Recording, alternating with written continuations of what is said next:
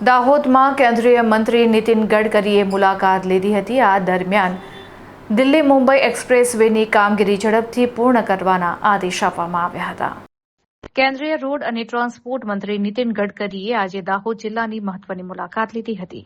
દેશના મહત્વાકાંક્ષી પ્રોજેક્ટ એવા દિલ્હી મુંબઈ ગ્રીનફિલ્ડ એક્સપ્રેસ વેના નિર્માણ કાર્યનું તેમણે જાતે સ્થળ પર જઈને ઝીણવટભર્યું નિરીક્ષણ કર્યું હતું। કેન્દ્રીય મંત્રીએ લીમખેડા તાલુકાના ઝેરજેદગઢ ખાતે હાઇવે પ્રોજેક્ટની પ્રગતિની સમીક્ષા કરી હતી।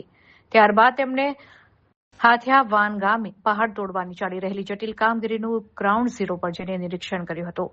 પ્રોજેક્ટની વર્તમાન સ્થિતિની સમીક્ષા દરમિયાન કામગીરીમાં વિલંબ થયો હોવાનું સામે આવતા નીતિન ગડકરીએ ભારે નારાજગી વ્યક્ત કરી હતી અને કામની યુદ્ધના ધોરણે ઝડપથી પૂર્ણ કરવા કડક સૂચના આપી હતી।